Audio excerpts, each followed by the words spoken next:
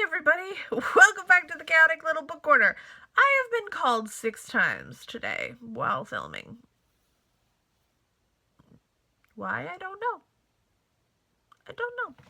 Okay, today is top 5 day. Are you guys excited as I am? Because I'm very excited. This little booger, he won't go away. I'm doing everything right. I'm washing my face. I'm exfoliating. I'm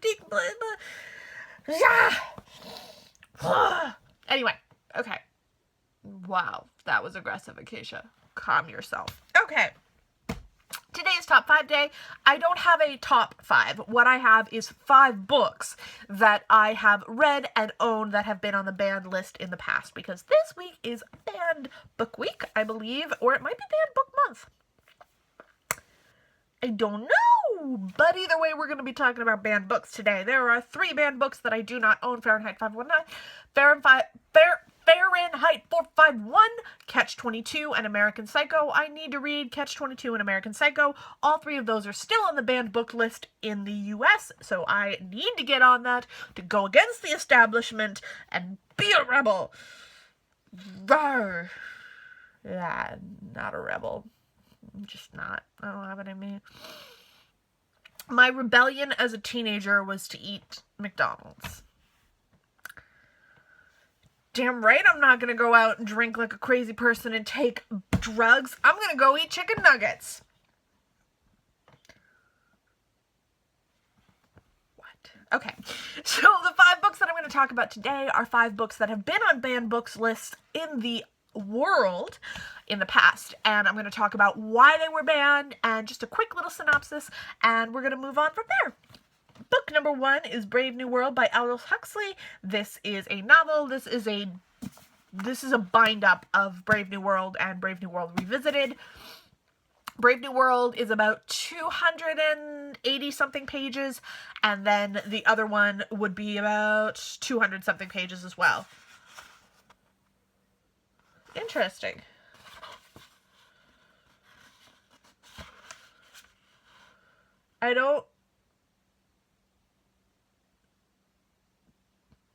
Virtual Insanity and Flaming Lips. Did I do that or did somebody else do that? I don't know. Because I bought this used. And, yeah. That's just... Okay. Good times. Good times. I'm very, very glad that Virtual Insanity and Flaming Lips are in this book.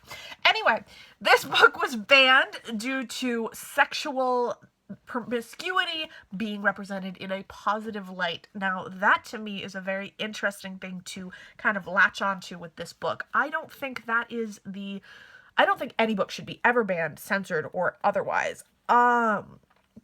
Which is hard for me to say, because Mein Kampf is now available again to be sold in bookstores, and it scares the crap out of me. But I would rather all literature be available to everyone than no literature be available to certain people, if that makes sense. Mein Kampf just scares me. It scares me a lot. But anyway, this is Brave New World, and this is a story. It's a dystopian world where artificial intelligence-esque kind of feel. It's almost like these people are brainwashed, and the idea of a single identity or a person who functions as themselves is almost unthinkable.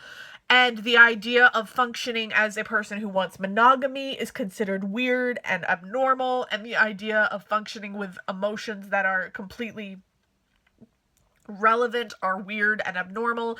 It's a very interesting context as far as that goes, and I haven't read it in a few years, and I need to reread it, and I think Amanda Center and I are planning to reread it at some point, probably not this year, because we've got 110 other books that we need to read. Not joking. And, yeah, I really think that this one being banned is an interesting idea, because it's so much of a... For me, it's a really interesting book to have been written before now, because the idea of social media and people just putting everything out there and not keeping secrets and not having a privacy and then also functioning more like others do because they think that's normal is really kind of, it's an interesting concept. And I think that for anyone who banned this to focus in on promiscuity as the issue, was trying to find something that was graspable and something that was easy to explain. Instead of saying, this makes me uncomfortable, so I'm banning it, they have to come up with something logical, which is, oh, there's sex. It's gone. China actually banned Lewis Carroll's Alice's Adventures in Wonderland. Now, they banned it because animals in this book were demonstrated to have human emotions, thoughts, and feelings. And that is crazy to me because, honestly, to me it just means fantasy if an animal is functioning as a human would. Why would you ban a fantasy? What is so challenging about a fantasy that you feel the need to eliminate it? I don't know. So that is really interesting. I plan to do a little more research into the time period in which this was banned from China because I'm curious to see who was in power, what was happening politically, and what the context would have been for banning this book. The next book is Anne Frank, and this is The Diary of Anne Frank by Anne Frank, and this was banned because it portrayed Jews in a positive light.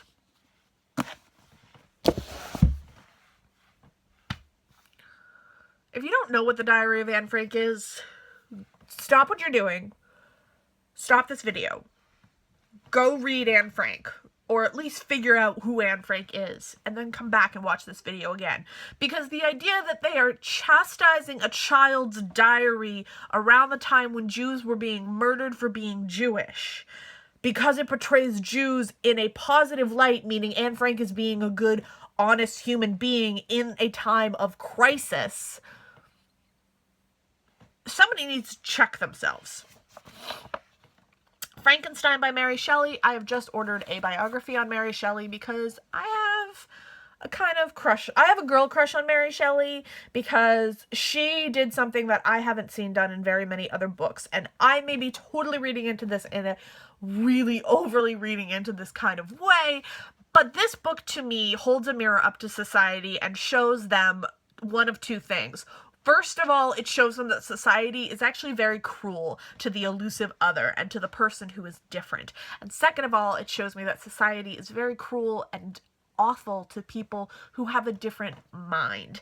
Now, I find elusive other and mindset two very different things because they do judge the monster based on looks as a person, and they also judge him based on his demeanor, I guess is the best way to put it. There is a lack of love and emotion, and a lack of love and understanding that goes into destroying a monster that's not entirely a monster, because Frankenstein in and of itself is such a